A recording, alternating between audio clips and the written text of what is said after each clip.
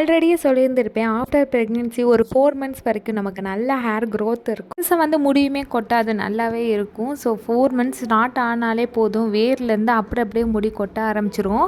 எனக்கு ஃபர்ஸ்ட் ப்ரெக்னன்சிலே இப்படி தான் இருந்துச்சு, செகண்ட் ப்ரெக்னன்சிலே இப்படி தான் இருக்குது. ஒரு நாளைக்கு ஒரு பெரிய பால் அளவுக்கு வந்து முடி கொட்டிக்கிட்டு தான் இருக்குது. ஒரு முடிவு பண்ணி வச்சுருக்கேன், ஒரு சேலஞ்ச் மாதிரியே எடுத்து பண்ணலான்னு இருக்கேன். ஹேர் ஃபாலை ஸ்டாப் பண்ணுறதுக்கும் ஹேர் க்ரோத் ஆகிறதுக்கும் பெஸ்ட்டான ஒன்று இந்த கருவேப்பிலை தான். டெய்லி இந்த கருவேப்பிலையை ஜூஸ் மாதிரி அடித்து குடிச்சிடலாம் அப்படின்னு பிளான் பண்ணியிருக்கேன். ஸ்டார்ட் பண்ணணும்னு நினச்சதை இன்னையிலேருந்தே ஸ்டார்ட் பண்ணிடலாம்னு சொல்லிட்டு மார்க்கெட்டில் எனக்கு கருவேப்பிலை மட்டும் ஃப்ரெஷ்ஷாக வாங்கிட்டு வர சொல்லிவிட்டேன். அதுலேயே கருவேப்பிலை, கொஞ்சமாக தயிர், இஞ்சி, உப்பு சேர்த்துட்டு நல்லா இந்த மாதிரி பேஸ்ட் மாதிரி அரைச்சி எடுத்துக்கலாம். இதோடைய தேவையான அளவுக்கு தண்ணி சேர்த்துட்டு நல்லா ஃபில்ட்ரு பண்ணி ஜூஸ் மாதிரி எடுத்து வச்சுக்கணும்.